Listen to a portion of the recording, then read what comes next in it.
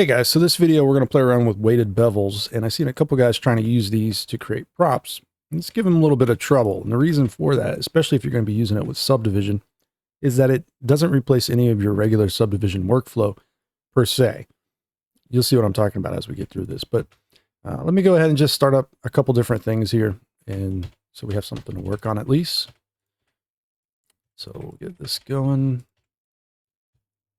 Maybe something like this, make it a little bit more interesting. Do a Boolean union. I'm going to use some box cutter. So you do Boolean n-gon workflow. Even with this, it's not really a big deal, but eventually you have to go destructive with it. That's the main thing. So you can just cut out shapes as needed, doing something like that perhaps. Or we could probably change that a little. Let's see what we get. So let's bring this one. We'll just make it larger and cut it off at the back again. All right. So weighted bevels, it's going to look something like this. What we're going to do is duplicate the base mesh, right click, convert it to a mesh. And I'm going to send it out the side here. Usually you need a destructive mesh to work on this, but if we were to add a bevel modifier to this, we get this kind of result here. Usually it's, you're probably going to have to turn clamp overlap off first. There's a good odd chance that's going to happen. You're going to adjust the size of the bevel, set it to 2 segments, profile 1, and you're going to change outer emitter to arc. We don't have an example of what this actually does here right yet. So let me go ahead and just do a quick Boolean and say this area real quick. All right. And I'm going to apply that. All right. So this is what outer emitter does. It changes this from that triangle looking quad to something like that. That's kind of important for what we're doing here because we're doing subdivision, and that's technically more proper. So we can go ahead and symmetrize that if we have mesh machine or use a mirror modifier. Right, but what this is doing is it's adding all these holding edges, right? So when you watch a subdivision modeling video, like one of the first ones you probably ever watched, they constantly use the planes like this. I've done this on the channel, where you do a bevel, you mouse wheel up, you do 2 segments, shape 1, hit control 2, you can subdivide it, right? And these edges are going to control how curved this section is. All right. Well, instead of doing sharp edges, because you have to add holding edges on your sharp edges, right? Instead of doing those sharp edges with bevels manually, you're using a weighted bevel at some point. So you could also try to do it by angle, but usually you need more control because you'll have some curvy spots in some places that aren't.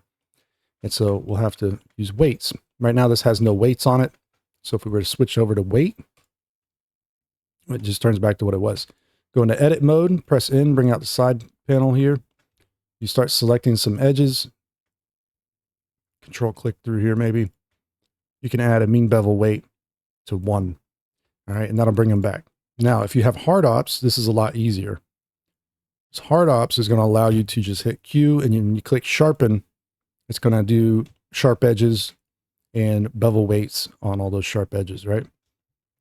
And so if you ever need to recalculate it, you can hold Control and Shift and recalc or resharp it. And it'll be mostly set up for the most part. However, if you have to change anything at some point, like you don't want this sharp in here, perhaps, you can hit Q and you can mark and you can unmark it, right? So you can use Q and mark to add those in and out. Now, the problem with this, though, is that hard ops by default will also add a crease to 1. And so what you'll want to do is go to your preferences, and then under your add-ons, look for hard ops. And under properties, you should see mark and sharpen, and you can go ahead and turn creases off if you wanted to and save your preferences. Also, if you're wondering about my knife tool, you go to key map, type in knife, K key here, and you open it up. You can change the increment amounts and change it whether it uses angles or not. You can do this for like bevels and insets and all kinds of fun stuff. So you can customize your tools, save your preferences. So if you see my knife tool going crazy, doing 5-degree increments or whatever when I'm using it, or it's showing like the angles and whatnot, things like that, that's where you change that at. So All right, so this is kind of a simplistic little setup here. However, it's great practice, and we can play around with this shape and do all kinds of fun stuff on it if we wanted to. So we're just going to get started by, first, I'm going to subdivide it. Now, a little warning here when you subdivide something that's not fully finished. If it's a very complex piece, there's lots of stuff on it, there's lots of big n-gons, there's a good odd chance the subdivision slows down heavily or Blender crashes. So you want to do it on more simplistic pieces if you're going to subdivide without it being finished. Otherwise, you want to convert it into quads first. And so that goes back to that video I did talking about just breaking up n-gons into quads. So you can press A, M, merge at center, create a vertex. You can extrude out, create some n-gons of all kinds of different shapes, and practice converting these into quads, right? So press A, F, and usually it's like left to right, top to bottom, or if you're doing a 3D shape, obviously you would be doing forward, backwards, left, right, up, down. And you're trying to create those edge flows that go along in those manners. And you can see, and you want to try to make everything nice, nice little quads everywhere, basically, if possible. And breaking up n-gons is super important because what we're going to do here is basically the same idea. So we got all quads here. You want to practice this, create lots of n-gons, just practice breaking them up. And so when we're looking at this kind of a mesh, we have n-gons everywhere, right? And we got to break these things up somehow. So we could just start making some cuts about how we think they should go. And if it works, it works. If it doesn't, it doesn't. But we'll find out in a second, right? And this is actually going to be kind of an introduction to doing things the wrong way in order to create 3D models faster when it comes to subdivision anyways. If you don't need to add those additional cuts and it still holds shape and shading and everything else, you don't have to finish creating perfect topology or anything like that. So we'll go ahead and cut some of these out, see how it subdivides. And we'll see here, let's go ahead and turn box cutter off for a sec. If I subdivide this a little bit more, so like hit Control 1 through 5, you can change the resolution. I'll do Control 2. You can see it's starting to look pretty good. It's not too many major issues on it that we can see at this time, right? We can always, dice things up more if needed. Symmetrize, whatever the case.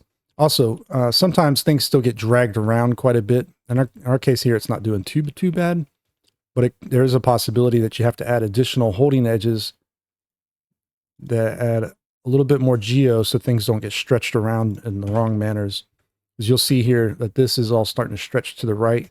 These are starting to stretch to the left back towards the center here. So sometimes you do have to add those additional cuts to kind of alleviate that that tension in it, if you would, right? You can see we still got big n-gons everywhere though. And for the most part, it works. Now, why would you want to do this? Why would you want to work this way? Well, the reason is because you could still modify this mesh relatively easy. Like for example, right here. I don't like it doing this right here. So let's go through here and just mark it. And it'll be sharper now, right? If I need to do a Boolean or cut in a different shape, I could turn on box cutter again. I can start cutting out a new shape real quick. And creating some kind of interest here, perhaps. Press E, bring it out. Okay, and we'll go ahead and apply this Boolean now. Go into edit mode, and you can see what's happened. We might have to do some merges. Might have to do some cuts. Try what we think will work. And nope, don't exit Blender. That's the wrong key. Just try cutting out what you think will work and then see where it goes from there. You may want to avoid really small edges like this. Right? Keep things a little bit simpler, perhaps. And this is all easier said than done because eventually you're going to find that actually working these things can be quite complicated. So for this shape, actually, I'm going to go through this whole shape and we're going to mark it. That's going to give us our bevels there. All right, so some of it's falling apart, some of it's doing fine. Let's go ahead and see if we can't refine some of this. So we're going to take this one out this way. We'll see what happens here. When we look at this topology, yes, this isn't ideal, but it is, you could possibly use this. A little trick about these corners like this, these concave corners, if you cut them like this, where you have a little quad at the end that has, well, it's bisected, where the edge is going out at 45-degree angle, a lot of times this gives you better topology in this area. So there's little tricks like that There's not too many of them, but that's one of them. And that can help you create better looking corners perhaps. Because you can see if we do that up here again, and we just do that, it looks like so, which maybe is usable. But if we do that, boom, there you go.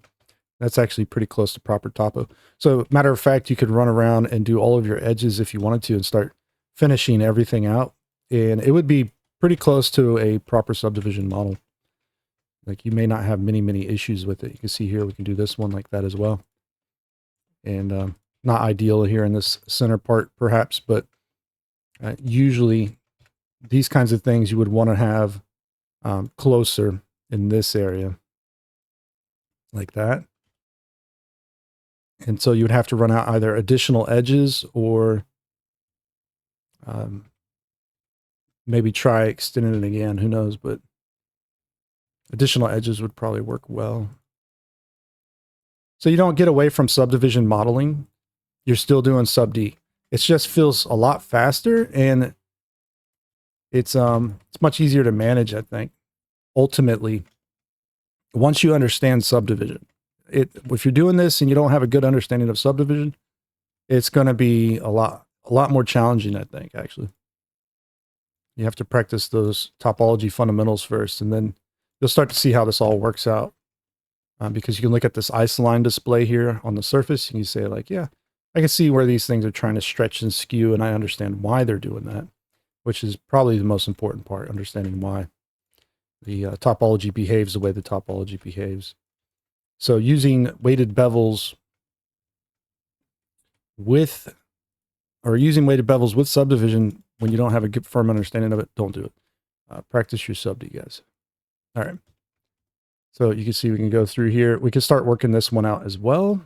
We could leave that one alone for just a second. If you want to connect these, you could, but you don't necessarily have to. I'm just going to connect them up, try to do things somewhat right. But the trick is you don't have to. If it shades properly like this, this is good for baking, right? If there's no major issues that you can identify, because you're putting your bad topology on flat surfaces, usually that works out well.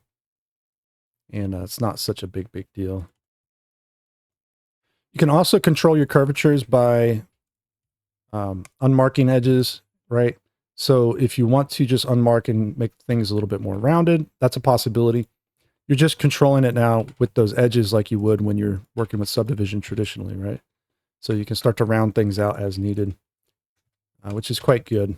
And it's a lot of fun. You see in this case, this falls apart because it doesn't have that additional holding edge. So we need to be able to control that curvature through there. And then in that case, it works, right? So you can make really cool stuff. And you can do some pretty strong deformations still if you're careful. I don't think we'll get away with it here too well. If you get little weird shading issues, just right-click Shade Smooth again. Usually those go away. But a lot of times you can get away with kind of these deformations like this, perhaps. And we're going to have a hard time because of this piece up here. Let me delete that for a second. I'm going to just fill this through here. It would probably be better to leave that as an N-gon, but let's see if I unmark this and mark that. Let's see what happens. Yeah, so you get a little bit of room to play around with things still as well. That doesn't look very good at all right there, does it? Let's try marking that. Okay, so you see how it's like losing volume here in the middle. This would be KC, use a knife cut. You should be able to cut that up a little bit and get it to kind of sit into position again, hopefully. I'm not sure what's pulling this one. I guess this vertex back here is pulling it all the way across. So let's do KC again here and here. You can grab that loop, scale it out. Grab this loop, scale it out. Control the curvature manually. Right, yeah, so I think you get the idea now. It's still sub D modeling. It just feels so much simpler to some degree because you're able to leave the N-gons for a while. You're not doing all the holding edges. You're working somewhere in the middle of all that, right? And so when you guys are trying to do props and you're struggling with weighted bevels, is kind of there's different ways you can utilize them, sure. But a lot of times it's nothing, you don't have to do nothing more than this anyways. It's very confusing because like you think you would have to adjust the bevel weights here and put them at somewhere in between, which you could. I want to explain why. Well, let's fix this here real quick. I just realized that's doing that. All right, that'll be better. So when you do like a box cut, you're doing an in-gun cut, and you're going to work somewhere like right here. You want to box cut something out, right? Like this. And when you middle mouse click on these, you can do bevels. These are using bevel weights as well. All right. So there's different ways you can utilize them, right? I click QE, go back to it. We'll see here these edges. The bevel is set up on it. It's rather large. And then you can use the bevel weights to do things like that. You could try doing that on your main piece and having all your holding edges be a really small value, but I don't think it works out that well, generally speaking. So, but doing other types of shapes like ingons and beveling the edges at different rates, like this is a possibility as well. If you want to try doing this, very, very easy to do that, right? Whenever you're doing your booleans though, remember it's subdivision. You need to match resolutions as much as possible. It can be quite helpful. And, so if you want to bevel like that or something, then that's one thing, right? Maybe you do that, who knows? Don't forget to rotate things, create interesting designs, scale them, whatever you got to do, skew them, all that other fun stuff. So, but you could, at this point, just go back, apply the Boolean. Now you got to just maybe symmetrize will help on this one a little bit, but now we could just go through and try to figure out what we need to do here. Unfortunately, we have to go through in this area, use the cursor selector with C, and you want to get rid of the bevel weights that are left over on these. I don't know why it leaves them left there, but it does. Turn bevel weights off on those ones. You're probably going to select that whole area more than likely. And you can do select loops, boundary loop, hit Q and mark all the edges. That might help you out on that one. I'm going to mark these edges again. Sometimes you lose your edges. I'll mark these ones. I think it would look nice if it was sharp there. You see where that's going? Merge that to there. Logical connections, right? We're not trying to reinvent the wheel here. We're just doing these very basic ingon breakups.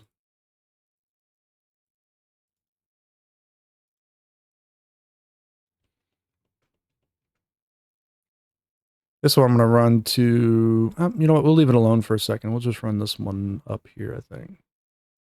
And maybe run this one up. Run that one up. Bring that all the way back through. See our corner going crazy. All right. I'm going to cut that to there and down to there. Cut that to there. Let's see how that works out. Not too bad. Not great, but not too bad. We'll bring that one down. It's getting a little dense there at the bottom. So you don't have to always run them all the way across the mesh, but you might want to as well. Top corner here is going crazy. Let's just do this. So you can still do sidewalks, by the way, if you want to add additional holding edges. There's nothing wrong with that. You can see we can add a sidewalk all the way through. For the most part, that's starting to make sense now. I'm just going to run these ones over to here. We'll add an extra edge here for just a second. See what kind of results we're getting. Okay. Getting there. Yeah, so basically, you go through this process. You can leave the ingons as long as you want. And you'll just go through and make your, do the rest of your wireframe, basically, if you need to. If you need to save time, you don't have to go through and do that. It doesn't make much sense to keep going and working on something if you don't need to, right? But you can see, you can now start cleaning this up. It's going to take a little while to get used to doing this, though. It's not something that just makes a whole lot of sense at first. You have to understand that. You have to understand that subdivision topology to really make the most use out of this, I think. And one of the downsides of this, by the way, is that it can, like certain little areas, like maybe you want a different kind of topology here, so it's a little bit more rounded. We can't really control that here at this moment. Maybe we can mark this and it'll give us a little bit of that, which it does. But we can't control always the bevel sizes. Like if we had used a larger value for the bevel itself and then changed all of our weights independently from one another, that could possibly work, but a lot of times it creates like weird corners and stuff. So I wouldn't recommend doing that. I would recommend creating this kind of a shape, or any shape you're working on, and then applying the bevel at some point. And when you go into edit mode, you'll have all these marks left over. That's fine. You can get rid of them at this point. You're not using the marks anymore. And you can go through and start working the topology as if it was any other subdivision mesh. But this gives you a chance, at least now, where you can start to go to your corners. And if you want to round things out, you might be able to slide them around or work the topo so that you can just start to relax some edges. Because you run into this situation where a lot of this feels very stiff. It feels like it's very, uniform, and it might be good on some hard surface projects, but other times it's probably not the greatest of things, right? And you can see here we got something going on here. What's going on here? You might have to finish out some edges or something in order to get that to work correctly. And then, so you want to go back through and adjust and tweak your bevels as much as you need to. Also, just a reminder, if you do a good subdivision mesh with like perfect even topology where there are little squares everywhere, that would be more ideal. However, even if you didn't, if you had a multi-res modifier on top of something like this, and you go into sculpt mode, you might not be able to do a whole lot of adjustment or sculpting on the surface because you have so much bad topology, but you will probably be able to scrape up corners still. There's a good odd chance you can scrape most of your corners, even if they're pretty rectangular pieces like this, you see. Like you see, as the more rectangular they are, the more they misbehave.